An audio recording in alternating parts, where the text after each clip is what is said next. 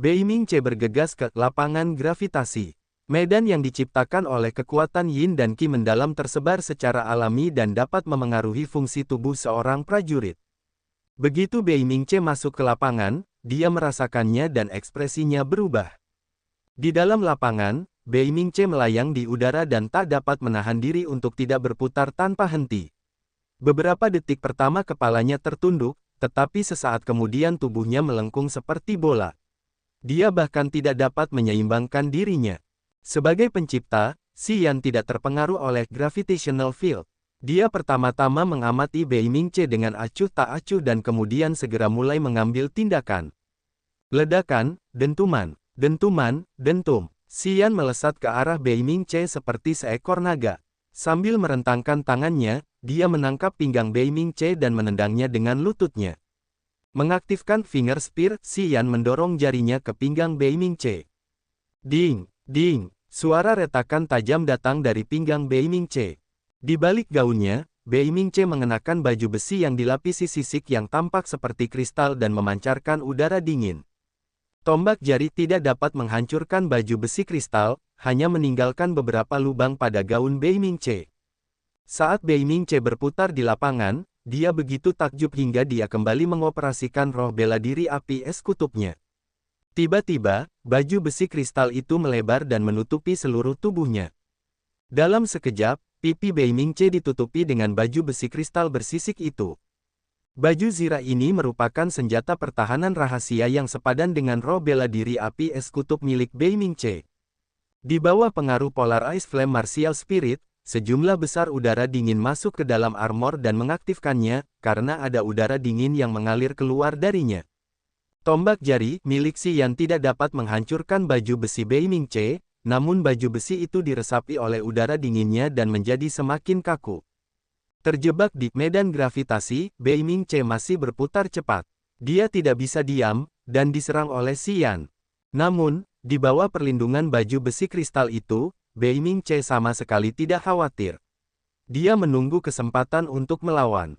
Tidak, cahaya dingin bersinar di mata Xi Yan, saat dia mengambil napas dalam-dalam dan akhirnya mengoperasikan energi negatif untuk memicu rampage. Emosi haus darah yang brutal meledak di tubuhnya. Xi Yan tampak kaku, dan sekarang dikelilingi oleh asap putih. Tubuh Diyalan bergetar sedikit, saat dia menatap Xi Yan dengan heran dan berteriak, "Ding Yan!" Wajah Mu Yudai sedikit berubah. Saat dia menatap Xi Yan, ekspresi wajahnya menjadi rumit. Begitu Xi Yan mengaktifkan rampage, energi negatifnya menyembur keluar dan berubah menjadi asap tebal, menyelimutinya dengan aura haus darah, brutal, dan gila. Setelah melihat sekilas pemandangan kejam ini, Diyalan dan Mu Yudai menyadari bahwa bocah dari keluarga Xi ini adalah Ding Yan. Bagaimana mungkin? Mu Yudai menggelengkan kepalanya dengan wajah rumit dan bergumam, itu tidak mungkin. Itu pasti salah. Mereka terlihat berbeda, dan Ding Yan hanyalah seorang prajurit yang tidak dikenal. Bagaimana mungkin dia menjadi tuan muda keluarga Xi? Itu tidak mungkin. Mu Yudai tidak dapat mempercayainya, dia juga tidak ingin mempercayainya. Xi Yan adalah Ding Yan. Diyalan dan Xi Yan sebelumnya dekat, jadi dia tahu tentang rampage Xi Yan secara dekat. Tidak peduli bagaimana wajah Xi Yan berubah, dia pasti orang yang sama ketika dia mengoperasikan rampage. Berdiri tercengang di sana, Mu Yudai menatap Xi Yan dan perasaan campur aduk muncul di benaknya. Mata Diyalan berbinar dan dadanya berkibar karena napasnya yang pendek. Melihat Xi Yan, dia tiba-tiba mulai mengkhawatirkannya, saat dia berkata kepada Mu Yudai, "Xiao Dai, Bei Mingche sedang bertarung dengan Ding Yan, bagaimana bisa seperti ini? Aku tidak ingin mereka berdua terluka." Mu Yudai menarik napas dalam-dalam, menenangkan diri, dan menggelengkan kepalanya, "Apakah menurutmu kau bisa menghentikan mereka?" Diyalan terkejut, tetapi dia tetap berkata, "Kita perlu mencoba." "Kau tidak tahu Bei Mingche." Mu Yudai mendesah, dia akan mendapatkan apapun yang dia inginkan dengan cara apapun. Dan Ding Yan berbicara dengan liar, Bei Mingche tidak akan mengampuni dia. Bahkan jika Ding Yan adalah tuan muda dari keluarga Xi, dia tidak dapat bersaing dengan Bei Mingche. Keluarga Bei Ming lebih kuat daripada keluarga Xi.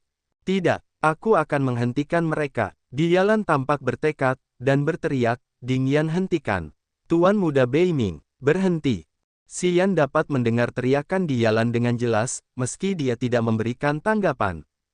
Gumpalan energi negatif terbentuk di meridiannya dan kekuatan Xian melonjak.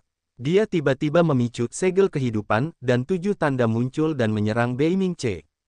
Bang, bang, bang, bang, bang, bang, bang. Beiming Ce dipukul 7 kali berturut-turut dan terlempar keluar dari lapangan gravitasi oleh Xian dan terlempar sejauh 50 meter. Beiming Ce memuntahkan seteguk darah dan tulang-tulang di dadanya patah. Baju zirah kristal itu meredup dan tidak dapat bertahan melawan segel kehidupan milik Xian. Setelah jatuh ke tanah, Beiming Ce berdiri dengan cepat dengan wajah pucat dan darah di sudut mulutnya. Ding Yan, Dialan tiba-tiba berteriak, hentikan. Kalian berdua hentikan. Beiming Ce berdiri dengan wajah mengerikan, dan membawa pedang pemecah langitnya. Setelah menyeka darah di wajahnya, dia menatap tajam ke arah Xian. Xian, aku akan membunuhmu dan menghancurkan keluarga Simu. Kau, Xian mencibir dengan marah, dan menjilat bibirnya, kau pikir kau siapa? Ding Yan, Dialan berteriak lagi. Mu Yudai mulai khawatir, lalu berkata, Ding Yan, kamu tahu kekuatan keluarga Beiming. Tidak ada gunanya menjadikan Beiming Ce musuh. Xian menarik napas dan berbalik menatap kedua gadis itu dengan acuh tak acuh, aku tidak mengenalmu.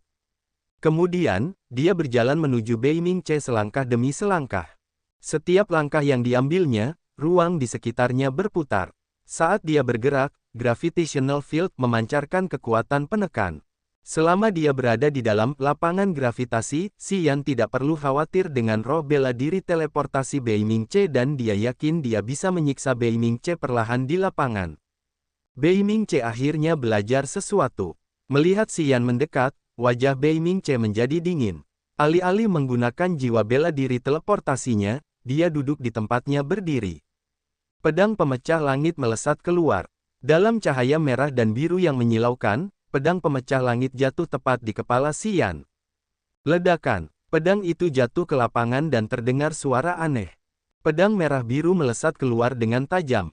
Di dalam lapangan, duri-duri pedang beterbangan kemana-mana dengan kekuatan mematikannya yang tajam. Zeye, luka pedang muncul di tubuh Xian. Duri pedang dari pedang retak langit sangat tajam dan seperti pisau roh kegelapan milik Mu Hui, duri itu menembus roh bela diri membatu milik Xian. Senjata spirit level, luar biasa. Xian terkejut, lalu keluar dari lapangan dengan tubuh berlumuran darah, merasakan nyeri panas di sekujur tubuhnya.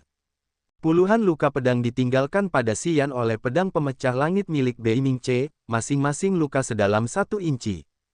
Teleportasi, Beiming Ce tiba-tiba muncul di samping Xian sambil menyuntikkan roh bela diri api es kutub ke tinjunya dan meninju punggung Xian. Ledakan. Xian berlari maju sekitar 10 meter dan memuntahkan darah. Sebelum dia berhasil menstabilkan dirinya, Xian mengoperasikan kekuatan Yin-nya dan dengan cepat menciptakan dinding Yin baru. Begitu dinding Yin terbentuk, Xian menemukan bahwa Beiming Ce sudah berada di depannya dan sedang menatapnya dengan api es kutub di tangannya.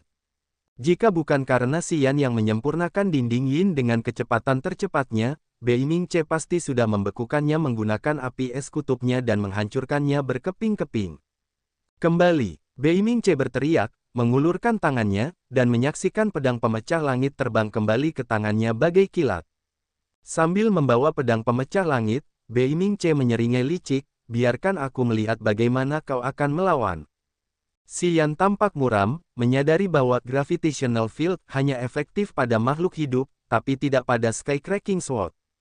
Jika dia tetap berada di gravitational field, Beiming Ce bisa mengendalikan Skycracking Sword dan menyerangnya. Jika dia keluar dari lapangan, Beiming Ce dapat mendekati dan menyerangnya menggunakan roh bela diri teleportasinya. Sulit, Beiming Ce memiliki 2 roh bela diri, dan banyak senjata rahasia. Ia memiliki pedang untuk menyerang dan baju besi untuk bertahan. Tuan Ce, jangan bunuh dia. Dia temanku. Dialan tiba-tiba menangis, saat menyadari Xian sedang dalam situasi yang buruk. Tuan muda, bisakah kau mengampuni dia demi aku? Mu Yudai ragu-ragu, dan juga mencoba membujuknya. Beiming Ce tidak tergerak oleh itu, dia menggelengkan kepalanya dan berkata dengan tenang, biasanya aku akan mengatakan ya untuk semua yang kau minta. Dan jika Xian tidak menunjukkan kemampuannya yang mengerikan hari ini, aku akan mengampuni dia. Tapi sekarang, itu tidak mungkin. Dia adalah seorang pejuang alam manusia, tetapi memiliki begitu banyak keterampilan bela diri rahasia, yang mengancam hidupku. Dan bersamanya, keluarga Si akan memiliki kesempatan untuk melampaui keluargaku. Jadi dia harus mati. Usai bicara, Bei Mingche tak ragu lagi, dan mengarahkan pedangnya langsung ke kepala Xian. Pedang pemecah langit terbang bagai bintang jatuh dengan duri-duri pedang sepanjang 10 meter yang mengikutinya. Duri-duri itu meledak dan berjatuhan ke segala arah, menghalangi ruang. Ding Yan, teriak Dialan dengan suara menyedihkan. Huff, Mu Yudai menggelengkan kepalanya pelan dan rasa sakit melintas di matanya. Segel kehidupan dan kematian, Xian mengucapkan 6 kata. Di antara duri-duri pedang, Xian tampak bertekad tanpa rasa takut di matanya. Di bawah pengawasan Mu Yudai dan Dialan, tangan kanan Xian terus membesar sedangkan tangan kirinya makin mengecil. Pada saat yang sama, dua untaian energi mengerikan yang berbeda meledak dari kedua lengannya. Energi kehidupan bersirkulasi di lengan kanannya dan energi kematian bersirkulasi di lengan kirinya.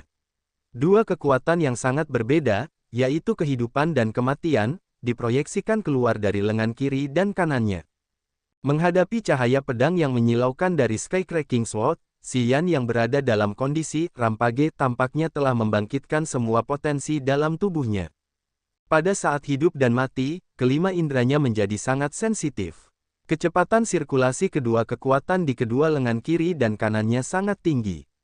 Lengan kanannya membengkak dan menjadi 2 kali lebih besar dari biasanya, sementara lengan kirinya menyusut dan menyusut 2 kali lipat dari mode rampage. Itu seperti lapisan kulit yang membungkus tulang, terlihat sangat menyeramkan. Pola pada kedua tangannya tiba-tiba memancarkan sinar terang. Dua kekuatan besar yang melonjak keluar dari telapak tangannya secara bersamaan. Telapak kedua tangannya secara terpisah membentuk 7 segel kehidupan dan 7 segel kematian. Segel kehidupan dan segel kematian terbang keluar pada saat yang sama. Begitu Life Cell dan Dead Cell terbentuk, mereka langsung bergabung menjadi satu. Dalam sekejap, 7 Life Cell dan 7 Dead Cell semuanya bergabung menjadi satu. Segel kehidupan dan kematian telah terbentuk. Ledakan, dentuman, dentuman, dentuman, dentuman, dentuman, dentuman. 7 segel kehidupan dan kematian tiba-tiba mengembang berkali-kali lipat. Seperti 7 panel pintu yang bersinar, mereka terbang dengan ganas ke arah pedang pemecah langit yang mendekat. Ledakan dahsyat tiba-tiba meledak dan kilau merah menyala dan biru dingin pada pedang pemecah langit tiba-tiba meredup. Kekuatan misterius yang tak terduga tiba-tiba mengalir ke pedang pemecah langit dari segel kehidupan dan kematian. Ham, ham, ham, ham. Pedang pemecah langit itu berdenting di udara dan tertiup oleh kekuatan itu dan terus berjatuhan di angkasa, seluruh kilaunya hilang. Bei Mingche, yang mengendalikan pedang pemecah langit dengan pikirannya tiba-tiba menjadi pucat pasi. Darah menetes dari 7 lubangnya dan dia menjerit melengking. Pedang pemecah langit dan pikirannya saling berhubungan. Kerusakan berat pada pedang pemecah langit memiliki efek empati padanya, dan bersama-sama dia dan pedang pemecah langit terluka parah. Bagi mereka yang mengendalikan pedang dengan pikirannya, jika pedang itu sendiri rusak, maka pemiliknya juga akan terluka parah. Denting. Setelah beberapa saat terguling, pedang pemecah langit akhirnya jatuh ke tanah 100 meter jauhnya. Kilaunya meredup dan kehilangan semua spiritualitasnya. Bei Mingche berhenti berteriak. Dia terus menggunakan pikirannya untuk mencoba memanggil pedang pemecah langit, tetapi dia menyadari bahwa pedang itu tidak dapat merespons. Bei Mingche dipenuhi dengan kengerian dan untuk pertama kalinya, ekspresinya menunjukkan sedikit ketakutan. Setelah meledakkan segel kehidupan dan kematian, kekuatan dalam tubuh Xian terkuras sepertiga dan dia juga merasa sangat lemah. Namun, saat dia melihat pedang pemecah langit kehilangan kilaunya setelah satu serangan itu, dia merasa gembira dalam hati dan semangatnya pun bangkit. Dan ketika dia melihat Bei Mingche berdarah keluar dari 7 lubangnya, dia menjadi lebih gembira lagi. Mu Yudai dan Dialan sama-sama menatap kosong ke arah Xian. Mereka tidak dapat menyembunyikan keterkejutan di wajah mereka. Mu Yudai bahkan membuka mulutnya lebar-lebar, tangan kecilnya menutupi mulutnya, dan menahan diri untuk tidak menjerit. Xian, yang hanya berada di alam manusia, bertarung secara langsung, dan mampu menghancurkan senjata tingkat roh, pedang pemecah langit, dari alam bencana Bei Mingce.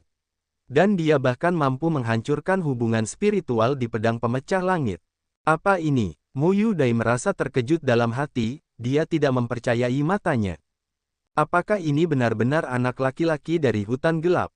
Mu Yudai tiba-tiba menyadari bahwa dia tidak mengenal Xian lagi. Xian yang saat ini sombong menjadi semakin asing di matanya, sehingga dia bahkan tidak tahu bagaimana menangani hubungannya dengan Xian lagi.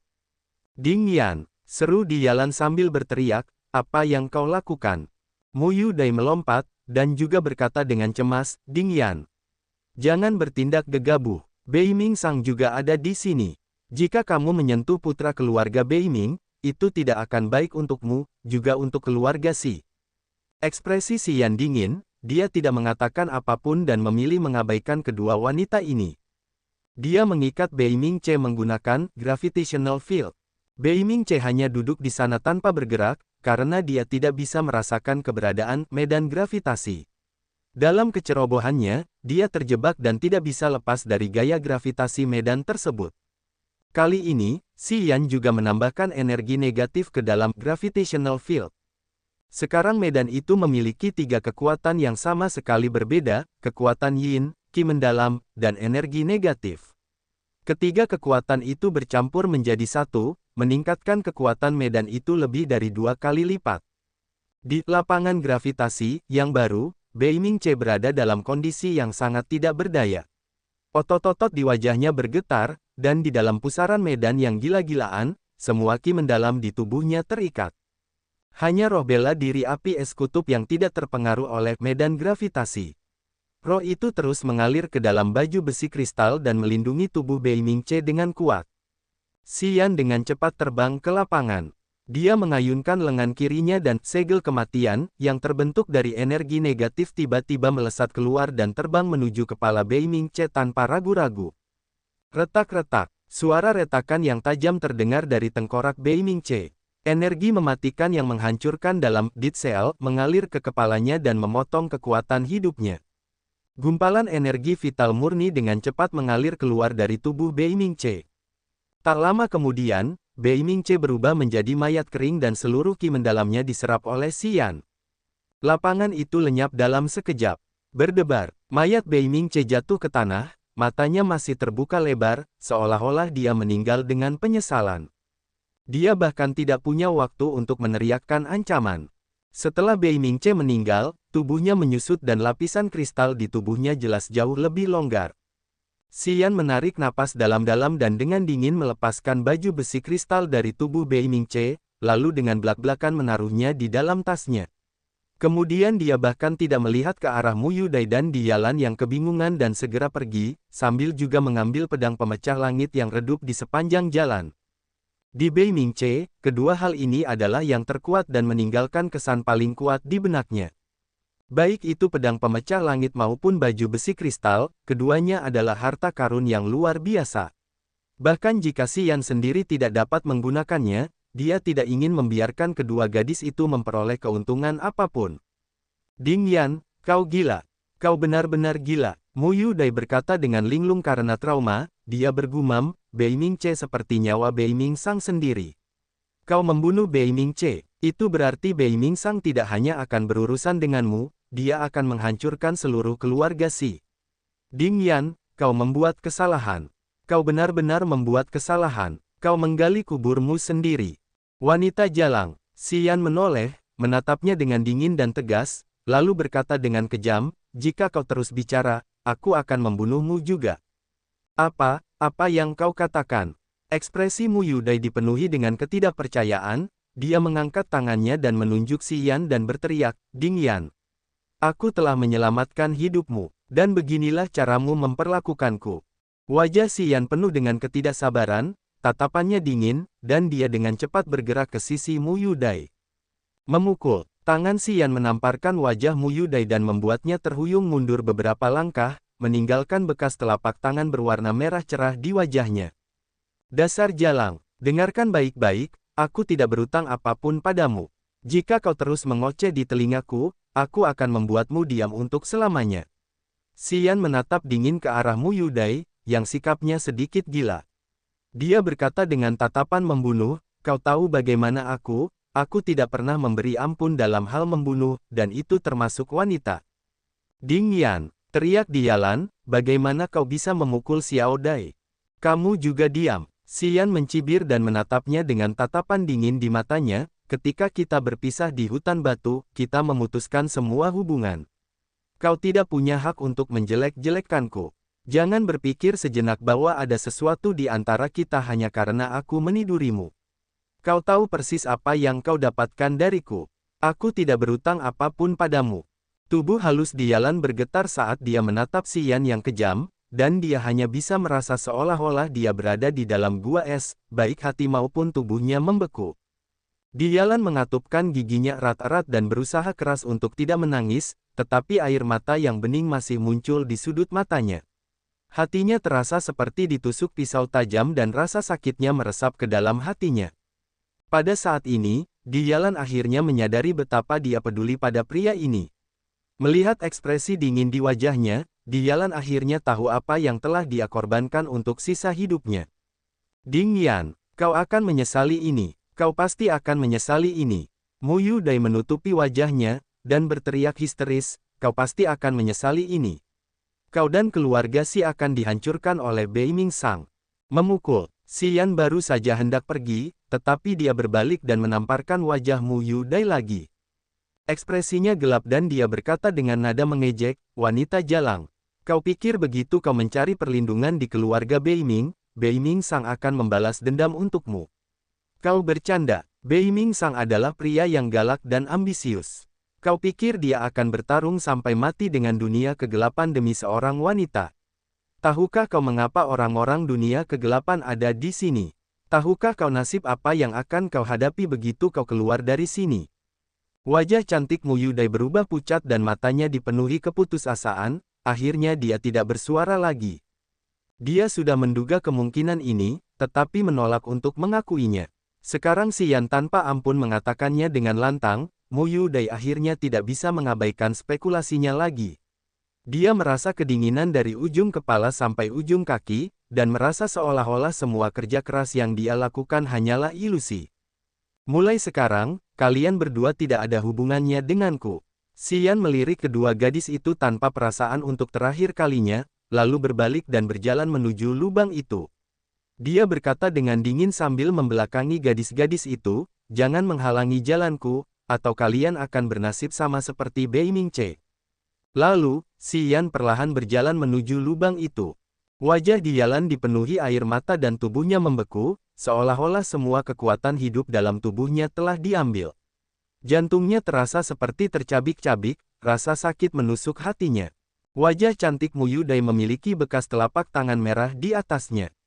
Wajahnya penuh dengan keputusasaan dan sepertinya kekuatan hidupnya juga terputus. Dia menatap tanpa tujuan ke langit seolah-olah dia tidak tahu kemana harus pergi dari sini, dia telah kehilangan arah. Xiao Dai, kita benar-benar telah melakukan kesalahan. Suara Dialan tercekat saat dia menutupi wajahnya dan menangis pelan. Mu Yudai tidak dapat menahannya lagi, dia akhirnya menutupi wajahnya dan menangis.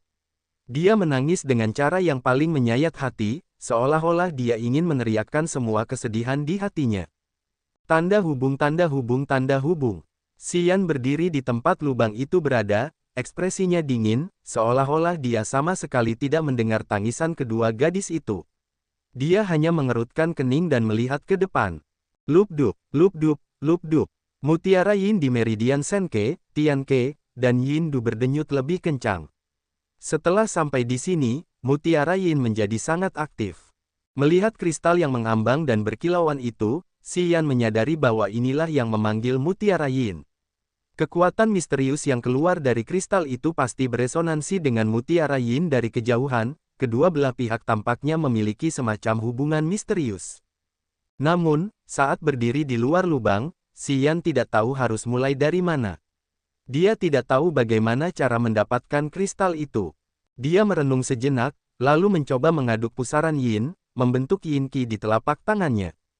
Yin Qi perlahan berkumpul dan terbang keluar dari telapak tangan Xian, membentuk tangan raksasa terbuat dari cahaya hijau tua yang menggenggam kristal itu dari jauh. Gumpalan kekuatan Yin yang aneh dilepaskan dari 6 mutiara Yin. Kekuatan Yin seperti untaian benang tak kasat mata yang tampaknya juga mengalir ke dalam kristal. Tangan hijau tua bercahaya itu perlahan menekan ke bawah dan mendarat dengan mantap di perisai cahaya kristal. Pop! Tiba-tiba sebuah celah terbuka di perisai cahaya itu. Penghalang yang terus-menerus menentang api es kutub Beiming Ce kini melunak dengan sendirinya dan terbuka lebar untuk tangan Xian yang bersinar gelap. Kristal itu tiba-tiba memancarkan cahaya yang sangat indah dan menyilaukan, lalu perlahan-lahan melayang menuju tangan yang besar dan gelap serta bersinar itu. Cahaya bintang memenuhi langit dan jatuh seperti tetesan hujan, berkumpul di kristal berkilau di jantung patung batu. Saat itu, cahaya bintang dalam kristal mengalir di jalurnya, berkilau dan menawan. Kristal itu melayang ke langit, perlahan bergerak menuju tangan hitam besar yang terbuat dari Yin Qi. Xian agak gembira, dan segera mulai mengendalikan kristal itu dengan kemauannya, membuatnya mendekatinya. Diseret oleh tangan Yin Qi, kristal itu akhirnya terbang keluar dari lubang yang dalam dan terbang di dekat Xian. Dentuman, dentum, dentum. Guntur dahsyat terdengar dari lubang yang dalam. Setelah kristal keluar dari lubang, dinding kristal meledak dan pecah berkeping-keping, memancarkan cahaya yang menyilaukan. Cahaya bintang di langit langsung meredup sebagai perbandingan. Saat lubang yang dalam itu runtuh, pola sungai bintang misterius di langit mulai bergerak perlahan dan menjadi samar, sementara Yin Qi, gas beracun, dan kumpulan awan api mulai menyebar. Jika melihat ke bawah dari langit, orang akan melihat bahwa patung batu yang menyerupai gunung itu telah mulai retak dan hancur.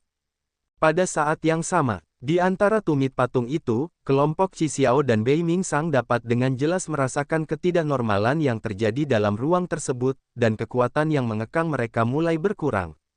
Ekspresi mereka berubah dan mereka segera mencoba mengerahkan energinya untuk membebaskan diri dari keterbatasan mereka. Mereka terjebak cukup lama dan gagal melarikan diri setelah berkali-kali diikat, sehingga akhirnya mereka tenang. Tetapi melihat bahwa ruang itu akan runtuh dan daya pembatasnya berkurang, mereka harus mencoba sekali lagi. Kedua kaki patung itu retak sementara daya tekan di tumitnya melemah. Saat tekanan dari patung batu itu makin melemah, perlawanan Qi Xiao dan Beiming Sang mulai membuahkan hasil, saat batu di tumit mereka mulai retak. Kalau terus begini, mereka bisa lepas dari belenggu itu dalam waktu singkat. Tanda hubung tanda hubung tanda hubung. Di jantung patung batu, lubang yang dalam itu runtuh dan dinding kristal meledak, sementara cahaya menyilaukan aneh dari dinding kristal berubah warna-warni dan perlahan menghilang. Baik dinding kristal maupun cahaya itu ada untuk melindungi kristal itu. Jadi ketika kristal itu terbang keluar, misi mereka selesai. Tangan hitam besar itu mendekat sambil membawa kristal dan berkilauan dengan cahaya bintang yang menyilaukan di atas kepala Xian. Kristal itu seperti intisari bintang jatuh, mengandung kekuatan misterius dari bintang-bintang. Menatap kristal itu, Xian mengerutkan kening dan mulai berpikir. Bagaimana cara mengambil kristal itu? Sambil mengerutkan kening, Xian berpikir cukup lama dan menduga bahwa mutiara Yin ada hubungannya dengan kristal tersebut, jadi dia bisa menyentuh kristal itu. Xian tidak dapat menahan diri untuk tidak mengulurkan tangannya untuk menangkap kristal yang melayang di atas kepalanya. Ledakan, kristal itu tiba-tiba pecah dan memancarkan banyak cahaya yang masuk ke tubuh Xian. Gumpalan cahaya bintang dingin yang dipenuhi dengan kekuatan bintang misterius masuk ke pori-pori Xian dan terkonsentrasi di hatinya. Bang, bang, bang, bang, dentuman drum yang tumpul terdengar dari hati Xian. Di bawah cahaya bintang yang menyilaukan, hati Xian berubah secara aneh. Cahaya bintang itu berakar di hati Xian dan menjadi bagian darinya. Dalam sekejap, hati Xian berubah seolah telah berubah menjadi kristal dan mulai berkilauan. Setelah beberapa saat, jantungnya kembali normal. Cahaya bintang menyatu ke dalam jantung Xian dan memancarkan udara dingin. Dentuman, dentum, dentum. Ledakan dahsyat terdengar dari tumit. Kelompok prajurit alam langit bekerja sama dan akhirnya menghancurkan tumit untuk melarikan diri. Para ahli alam langit itu terbang ke angkasa satu demi satu untuk melihat apa yang terjadi di atas. Ruang aneh itu runtuh dan sungai bintang misterius menghasilkan pilar cahaya. Pilar cahaya jatuh dari langit dan menghantam Xian. Xian yang berdiri di lubang yang dalam langsung menghilang.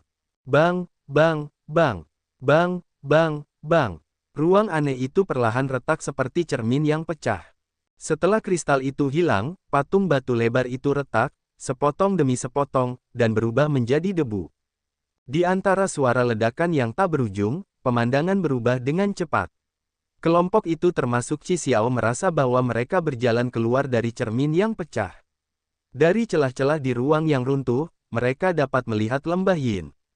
Di lembah Yin, satu demi satu retakan muncul di langit yang dipenuhi petir berwarna-warni. Beberapa retakan tampak seperti sungai bintang yang jatuh dari langit. Xia Xinyan tampak acuh tak acuh, dan bergumam, sudah 7 hari. Akhirnya kita sampai di sana. Nona, menurutmu apakah segel asli roh bela diri ada di dalam? Kita akan tahu saat Xian keluar. Xia Xinyan tampak acuh tak acuh saat berkata, tapi, aku tidak yakin dia akan muncul di lembah Yin. Mengapa? Orang tua itu merencanakan segalanya. Jika orang itu masih mampu, mungkin dia bisa mengirimnya ke laut tak berujung. Namun, melihat ruang yang runtuh, orang tua itu pasti telah menggunakan banyak energinya untuk menciptakan semua ini. Kurasa dia hanya bisa mengirim Xian ke suatu tempat yang jauh di rawa mati untuk membuatnya merasa nyaman untuk waktu yang singkat. Apa yang harus kita lakukan? Ayo pergi, tinggalkan lembah Yin dan pergilah ke rawa mati. Nona, apakah kita perlu membunuhnya saat kita menemukannya? Temukan dia dulu. Ketiganya termasuk Xia Xinyan telah menyaksikan perubahan di lembah Yin dan mereka telah meramalkan hasilnya, jadi mereka meninggalkan lembah Yin diam-diam tanpa memberitahu Zuoxi. Setengah jam kemudian setelah Xia Xinyan pergi, beberapa sosok manusia tiba-tiba muncul dari salah satu retakan di langit. Dentuman, dentum, dentum. Para prajurit di bawah alam langit semuanya jatuh dari langit dan kepala mereka berputar. Orang-orang di alam bawah, seperti Mu Yudai dan Diyalan, mengeluarkan banyak darah dari mulut mereka dan tampak menyedihkan. Dengan wajah getir, Han Feng dan Kulong langsung berteriak setelah mereka berdiri, Tuan Muda. Tuan Muda. Bei Mingsang, Qi Xiao, Zuaki dan penguasa dunia kegelapan yang berada di alam langit melayang di angkasa dan perlahan mendarat sambil menatap sekeliling dengan bingung. Bei Mingsang meraung dan menatap Yin Kui dan Jiu San, di mana Ceku. Yin Kui dan Jiu San juga terperangkap di bawah tumit patung itu, tetapi tidak dengan Bei Mingsang, jadi Bei Mingsang tidak melihat mereka di tempat aneh itu. Tuan Muda juga masuk. Saya tidak tahu di mana dia sekarang. Yin Kui tampak muram dan cemas, kami terjebak oleh patung batu begitu kami masuk dan kami baru menemukan kesempatan untuk melarikan diri ketika ruang aneh itu runtuh. Bei Mingsang meraung dan bertanya dengan tergesa-gesa, di mana kamu?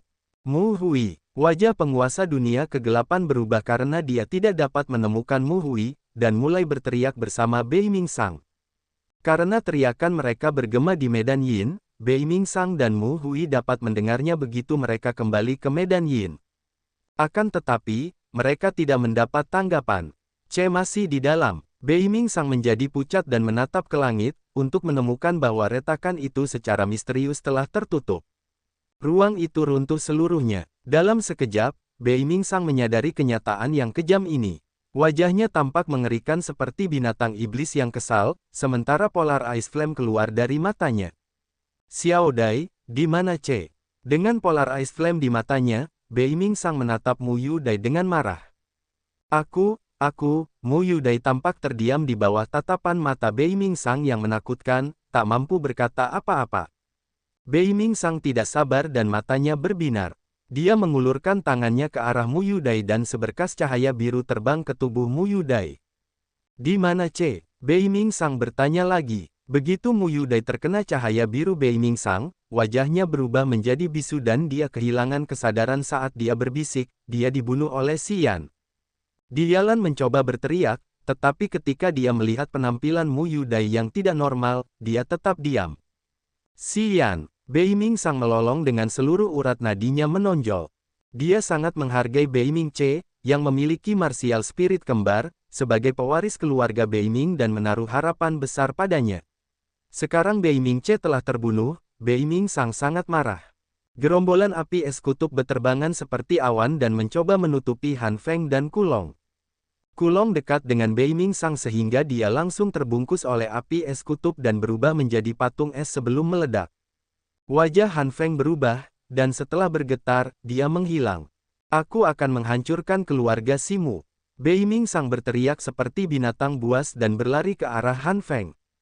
Guru, teriak Zuoxi ketakutan. Qi Xiao mengerutkan kening dan mendesah. Dia melawan balik dengan enggan dengan memurnikan gumpalan kabut tebal yang membungkus api es kutub Beiming Sang. Beiming Sang, hiduplah dan biarkan hidup. Dia tahu itu akan menjadi pertarungan panjang jika dia bertarung dengan Beiming Sang. Setelah ragu-ragu sejenak, dia membungkus roh bela diri api es kutub Beiming Sang, dan berteriak, Han Feng, ayo pergi. Han Feng melesat menuju tepi seberang lapangan Yin seperti hantu tanpa keraguan sedikit pun.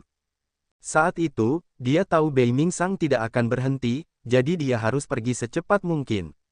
Dia harus kembali ke keluarga si hidup-hidup dan mengirimi mereka pesan untuk menghindari pembantaian. Qi Xiao, beraninya kau menghentikanku. Beiming Sang bergumam seolah-olah sudah gila, aku akan membunuh siapapun yang mencoba menghentikanku hari ini. Hei, gadis bernama Mu itu, apakah kau melihat muridku, Mu Hui? Penguasa dunia kegelapan bertanya kepada Mu Yudai dengan suara aneh. Dia juga dibunuh oleh Xian. Semuanya terbunuh. Semuanya. Mu Yudai masih tidak sadarkan diri, tidak tahu apa yang sedang dibicarakannya. Wajah Zhou Zihe berubah pucat, dan dengan 9 api amarah di matanya, dia terbang ke langit dan melesat keluar dari rawa kematian. Suatu kemauan yang kuat tiba-tiba dilepaskan dari tubuhnya yang meluas ke segala arah. Dia sudah tahu di mana Xian berada. Tanda hubung, tanda hubung, tanda hubung. Sementara itu, di daerah terpencil di lembah Yin, bayangan hitam pergi dengan cepat. Di lembah Yin, Zhou Zihe terbang ke udara sambil menyebarkan kesadaran jiwanya ke segala arah.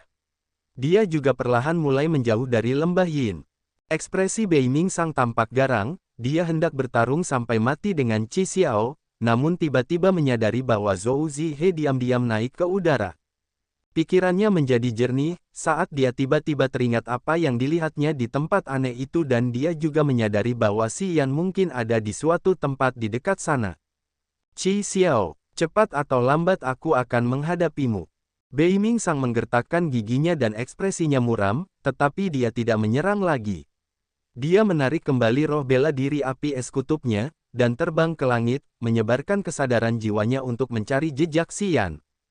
Yin Kui, Jiu San, kalian berdua menyebar dan mencari di sekeliling rawa mati.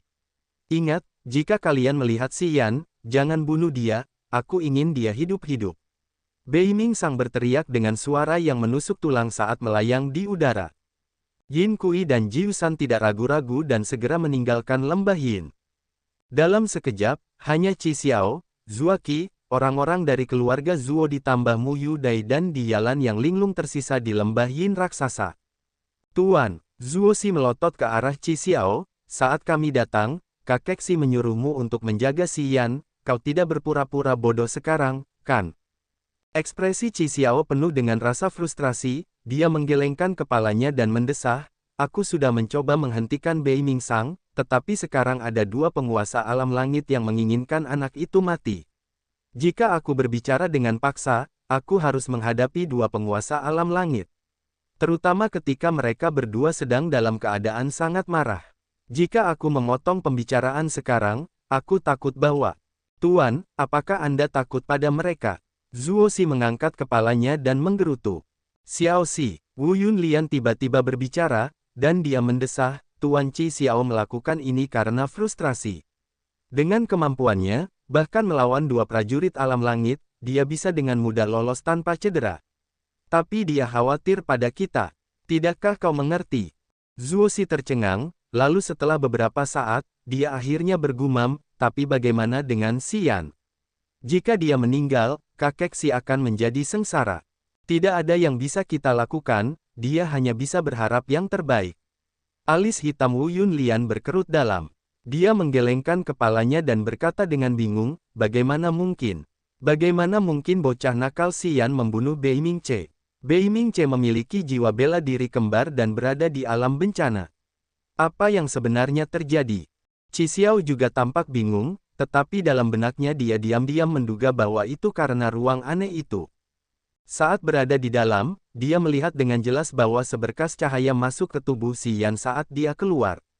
Sinar cahaya itu menyebabkan tubuh Si Yan menghilang ke udara tipis dan dia menduga bahwa semuanya terkait dengan perubahan di ruang aneh itu. "Hai!" Qi Xiao berseru, tiba-tiba menyadari sesuatu, dia berkata dengan heran, jika ada semacam harta karun di dalamnya, maka anak itu pasti mendapatkannya. Bei Ming Sang dan prajurit alam langit itu sedang tergesa-gesa mencoba menemukan Si Yan. Ini pasti salah satu alasannya. "Qi Xiao, aku harus pergi. Mulai sekarang, kau dan aku imbang." Pada saat ini, Zhuo Qi tiba-tiba mengucapkan selamat tinggal kepada Qi Xiao, dan tanpa mengatakan apapun lagi, dia dengan cepat berlari keluar dari Yinfield. "Zhuo Qi!" teriak Qi Xiao. "Apa?" Zhuo Qi berbalik dan berkata dengan tidak sabar. "Aku tahu apa yang kau pikirkan." Qi Xiao mengerutkan kening dan berkata dengan acuh tak acuh, "Jika kau benar-benar menemukan Si Yan, maka tidak apa-apa jika kau mendapatkan benda itu. Tapi aku harap kau akan mengampuni anak itu, jangan bunuh dia." Tanda hubung tanda hubung tanda hubung. Batas luar rawa mati dipenuhi oleh berbagai macam tanaman. Rawa dan kabut beracun ada di mana-mana. Selain itu, ada banyak prajurit yang menjelajah ke rawa tersebut.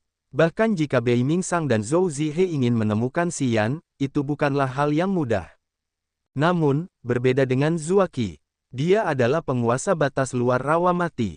Dia bisa datang dan pergi begitu saja di rawa-rawa, mengendalikan kabut beracun, dan semua binatang iblis di batas luar mendengarkannya.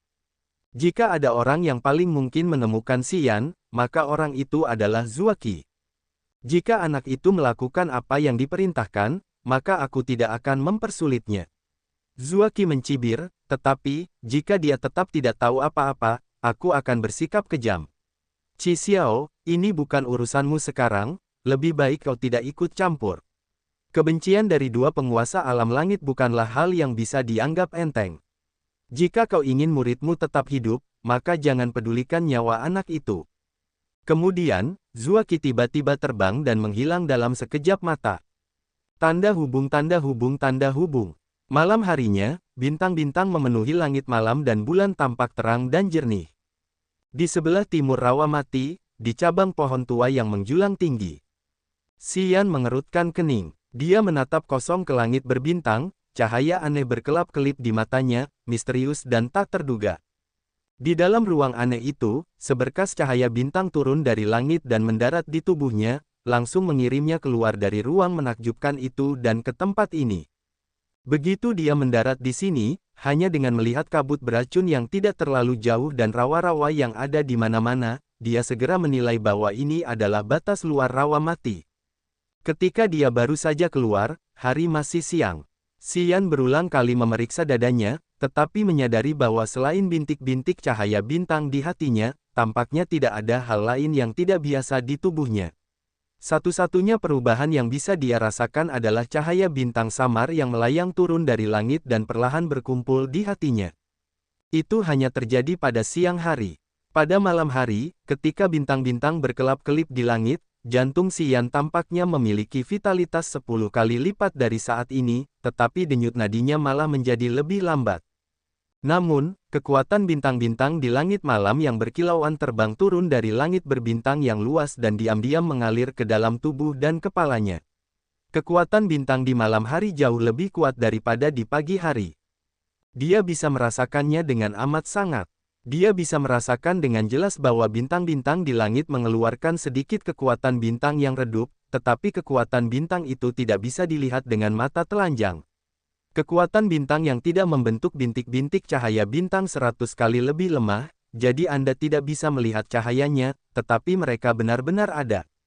Dia tidak perlu melakukan apapun, bahkan tidak perlu memfokuskan pikirannya. Baik siang maupun malam, hatinya akan terus menyerap kekuatan bintang tanpa perlu dia fokus untuk mengumpulkannya. Jadi setelah penasaran sejenak, Si Yan untuk sementara berhenti memperhatikan perubahan dalam hatinya. Alasan mengapa dia membunuh Bei Ming Ce adalah karena hanya ada satu kristal. Bei Ming Ce menginginkannya, dan dia juga menginginkannya. Jadi ketika dia menunjukkan kekuatan aslinya, hanya satu yang akan hidup antara dia dan Bei Mingche. Xian jelas-jelas mengerti bahwa Bei Mingche adalah calon kepala keluarga Bei Ming. Dia kejam dan punya banyak pandangan jauh ke depan. Melihat bahwa Xian hanya berada di alam manusia tetapi memiliki kekuatan seperti itu, Bei Mingche tidak akan membiarkannya hidup lebih lama lagi. Bahkan jika dia tidak bergerak di tempat yang aneh itu, setelah mereka keluar, Bei Mingche akan menggunakan segala cara yang mungkin untuk mencoba membunuhnya. Bei Ming Sang pasti akan melakukan hal yang sama. Mereka akan melakukannya demi masa depan keluarga Bei Ming, agar dapat menyingkirkan segala ancaman terhadap 100 tahun supremasi keluarga Bei Ming. Terlepas apakah dia membunuh Bei Mingche atau tidak, Bei Mingche tidak akan pernah melepaskannya. Dalam situasi seperti itu, apa yang perlu dipertimbangkan? Setelah membunuh Bei Mingche dan menyerap semua energi negatifnya ke meridiannya, jauh di lubuk hatinya dia bisa merasakan pikiran-pikiran yang haus darah dan penuh kekerasan. Namun, saat sinar bintang menyinari dirinya, semua emosi negatif yang bersemi di hatinya langsung terhapus, dan rasa takutnya kehilangan kendali pun berkurang. Setelah meridiannya memurnikan semua ki mendalam dari tubuh Bei Mingche, pada sore hari itu, beberapa kekuatan luar biasa mengalir keluar. Namun, semua kekuatan itu mengalir ke jantungnya dan disimpan di titik-titik cahaya bintang kecil yang tak terhitung jumlahnya di dalam hatinya, membuat Xian takjub dan gembira. Sambil mengangkat kepalanya, dia menatap ke langit, ke arah bintang-bintang yang tak terhitung jumlahnya yang tersebar di atas. Dia bisa merasakan kekuatan bintang yang samar mengalir keluar dari bintang-bintang. Xian tersenyum kecut dan menggelengkan kepalanya, dia menutup matanya untuk merasakan sekelilingnya. Menyadari bahwa tidak ada orang lain di sekitarnya, dia akhirnya turun dari pohon tua dan terus menuju ke sisi timur rawa mati. Serikat pedagang berada di sisi selatan kota Tianyun. Jika dia ingin kembali ke kota Tianyun, dia seharusnya berjalan ke selatan, tetapi sekarang dia berjalan ke timur. Timur adalah arah menuju laut tak berujung. Dia tidak pernah berencana untuk kembali ke Merchant Union sama sekali. Bahkan jika Bei Mingche dan Mu Hui belum mati, tetapi karena dia mendapatkan kristal itu, para penguasa alam langit di lembah Yin tidak akan membiarkannya pergi. Xian tahu ini di dalam hatinya. Meskipun keluarga Xi merupakan satu dari 5 keluarga besar di Serikat Pedagang, mereka tidak memiliki penguasa alam langit, jadi akan sulit bagi mereka untuk melindunginya. Jika dia kembali ke keluarga Xi, dia akan membawa bencana besar bagi mereka. Dan karena dia, keluarga Xi mungkin akan musnah seluruhnya. Jauh di dalam hatinya, dia tahu bahwa dialah target mereka yang sebenarnya.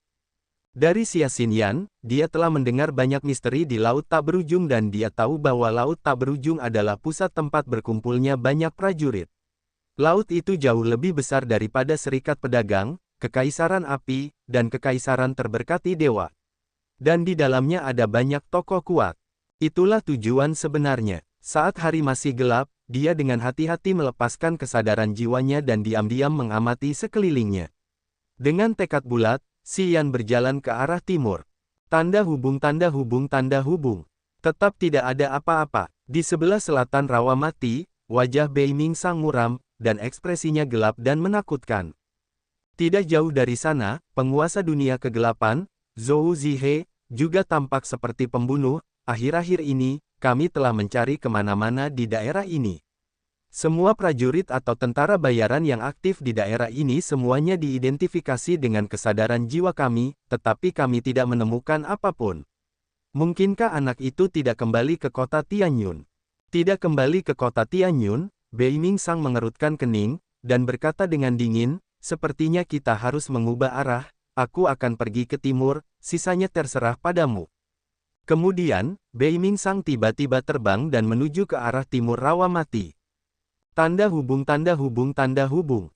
Nona, jika orang itu berada di rawa mati, bukankah seharusnya dia berada di selatan? Jika dia tidak kembali ke kota Tianyun, maka dia tidak akan pernah mendapatkan perlindungan. Di sisi timur rawa mati, di samping sebuah lubang air, seorang pria raksasa di sebelah Xia Xinyan berkata dengan bingung.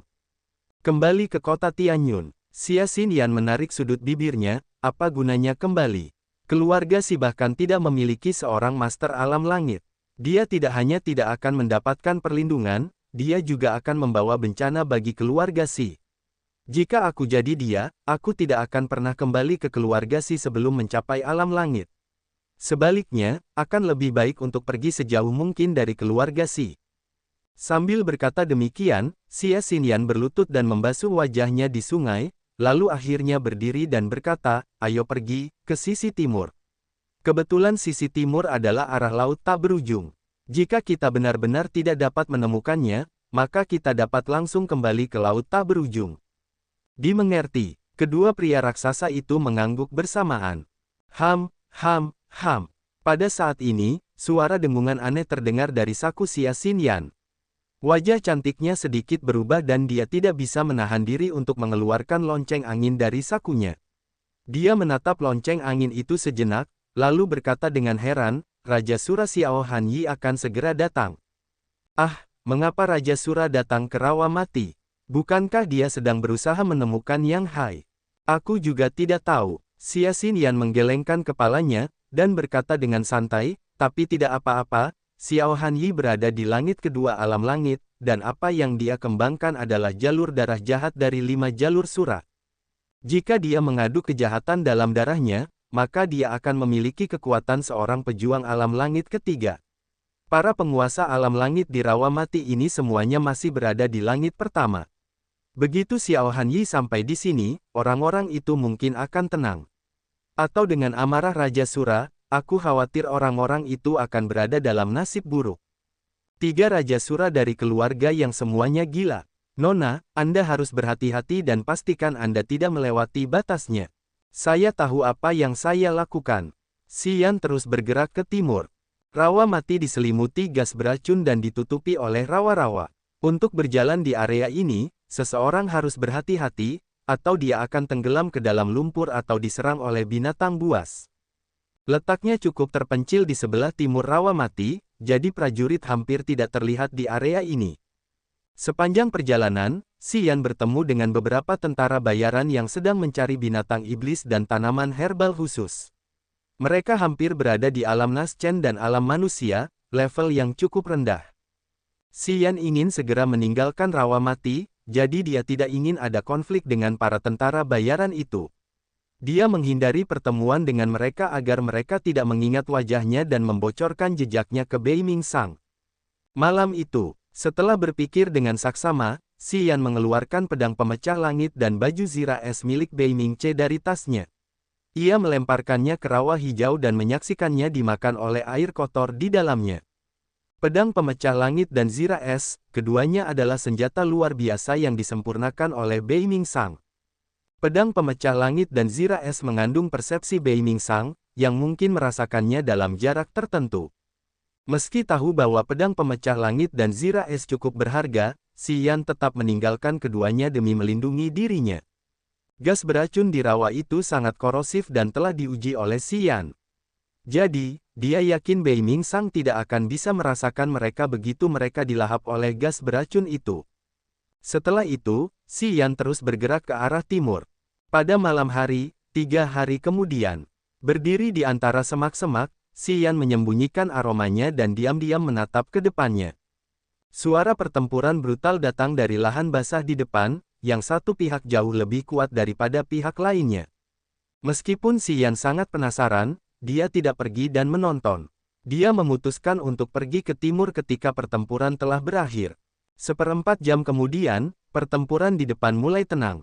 Xian masih tidak bergerak. Setelah setengah jam, dengan asumsi bahwa mereka mungkin telah pergi, dia berjalan keluar dari semak-semak menuju lahan basah itu. Rawa mengelilingi kedua sisi lahan basah, tetapi Xian harus menyeberangi lahan basah itu untuk pergi ke arah timur. Sesampainya di sana, Xian mendapati ada 7 atau 8 mayat di tanah. Ki mendalam mereka telah menguap ke udara, jadi dia tidak mendapatkan apapun. Mayat-mayat itu semuanya berasal dari serikat tentara bayaran yang sama, karena baju zirah mereka tampak serupa. Dari luka-luka di tubuh mereka yang terpotong-potong, mereka tampaknya telah diserang oleh binatang buas, karena mereka tercabik-cabik. Dia menatap mayat-mayat itu sejenak, dan menyadari bahwa dia tidak mendapatkan manfaat apapun, jadi dia mempercepat langkahnya untuk pergi tanpa melakukan penyelidikan lebih lanjut. Yah, ternyata kau memilih jalan ini. Pada saat itu, suara Xia Xinyan datang dari semak-semak di sampingnya. Tepat pada saat itu, sosok cantik Xia Xinyan, dengan wajah di balik kerudung, berjalan keluar dari balik semak-semak. Di belakangnya, dua pria jangkung dan besar tengah menyeka darah dari tangan mereka dengan kain abu-abu. Orang-orangmu membunuh mereka, Xian bertanya padanya dengan tenang. Ya, Xia Xinyan mengangguk tanpa menjelaskan lebih lanjut tentang mengapa para tentara bayaran itu terbunuh. Dia menatap Xian dengan matanya yang indah, dan berkata, ternyata kamu mendapatkan segel asli dari roh bela diri bintang Ouyangzi. Ouyangzi, wajah Xian berubah, siapa dia? Dia adalah orang yang menciptakan gerbang surga palsu dan meninggalkan segel asli dari roh bela diri miliknya. Ouyangzi adalah legenda dari 1000 tahun yang lalu di Laut Tak Berujung dan merupakan dewa bintang dari Sekte Tiga Dewa. Dia telah mencapai langit ketiga alam roh, hanya selangkah lagi dari alam dewa sejati. Xia Xinyan berkata perlahan. Sekte Tiga Dewa, Dewa Bintang, apa-apaan itu? Xian berteriak kaget. 1000 tahun yang lalu, tiga dewa dari Sekte Tiga Dewa memasuki dunia kegelapan ketujuh bersama-sama dan bertempur melawan Raja Kegelapan Afi di Laut Kegelapan. Namun, mereka terjerat di neraka Afi oleh 30 juta prajurit yang mengakibatkan pertempuran paling brutal yang pernah terjadi di dunia kegelapan ketujuh dalam 1 milenium.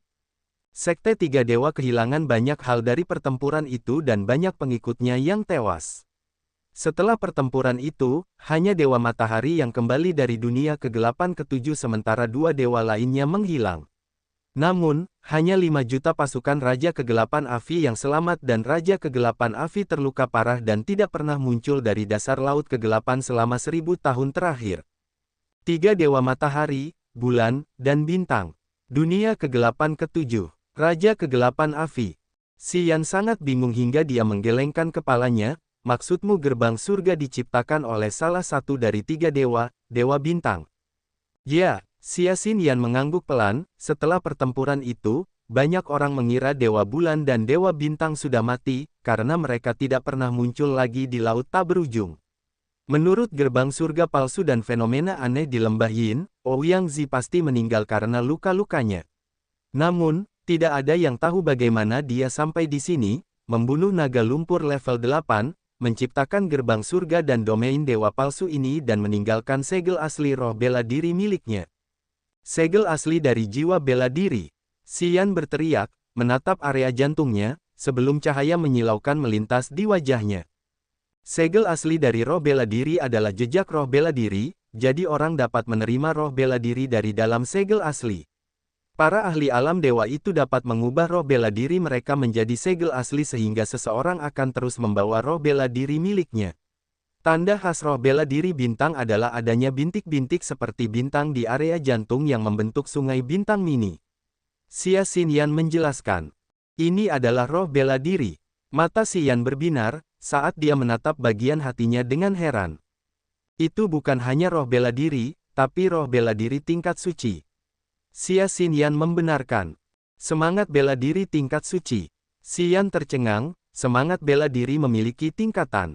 Tentu saja, berdasarkan kekuatan dan jumlah evolusinya, martial spirit dapat dibagi menjadi mortal, profound, spirit, secret, dan god level. Misalnya, 3 martial spirit matahari, bulan, dan bintang, dari 3 god sek semuanya adalah martial spirit level secret.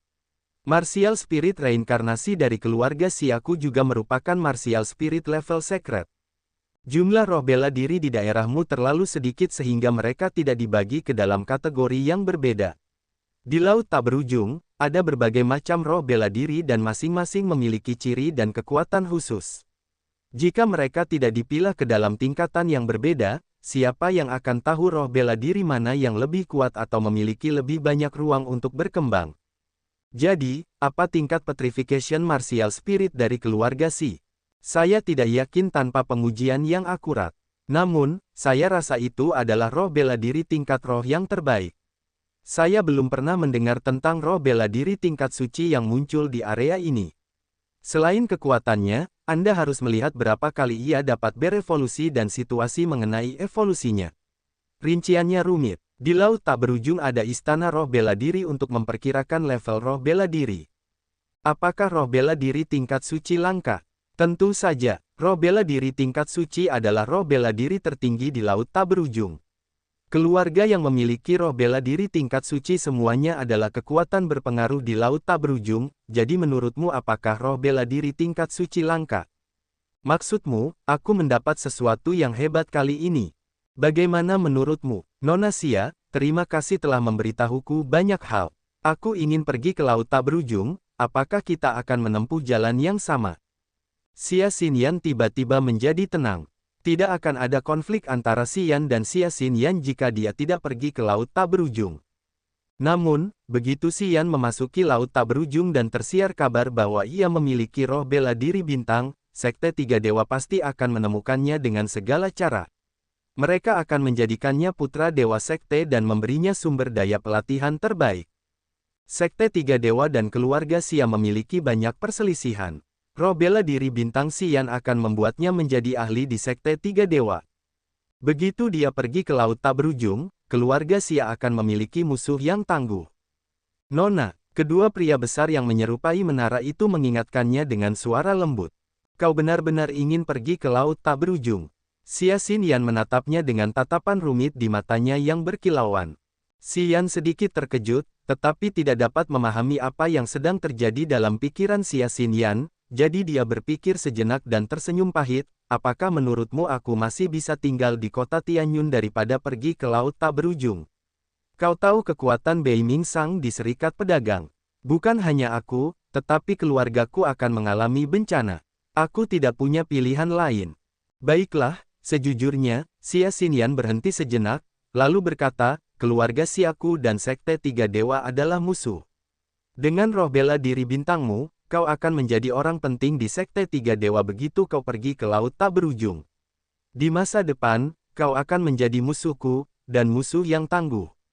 Xian menegang dan mundur beberapa langkah untuk menjaga jarak dari tiga orang di depannya, sambil tersenyum dingin, dia bertanya, nah, apakah kalian bertiga menungguku di sini untuk memberantas masalah di masa depan?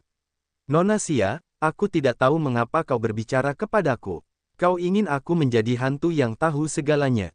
Kedua pria jangkung itu berjalan keluar dari belakang Xia Xinyan dan bergerak ke kedua sisi Xian dengan tatapan dingin. Mereka bersiap untuk menyerang Xian. Tunggu sebentar. Xia Xinyan mengerutkan kening, dan menghentikan kedua pria jangkung itu, lalu menatap Xian, kamu bisa bergabung dengan keluarga Xia terlebih dahulu. Aku akan menanam racun di dalam tubuhmu dan kemudian mengirimmu ke Sekte Tiga Dewa untuk mempelajari keterampilan rahasia mereka. Terlepas dari seberapa tinggi posisimu di masa depan dalam Sekte Tiga Dewa, kamu akan selalu menjadi anggota keluarga Xiaku, oke? Pergi ke Sekte Tiga Dewa sebagai mata-mata keluarga Xia. Xian menyeringai. Mata-mata, kedengarannya bagus. Ya, kurang lebih begitu. Bagaimana menurutmu? Xia Xinyan memfokuskan pandangannya padanya, selama kamu patuh, aku akan membantumu. Pelajari keterampilan rahasia di Sekte Tiga Dewa dan jangan melawan keluarga Xiaku, aku bersumpah aku tidak akan menyakitimu. Baiklah, aku ikut.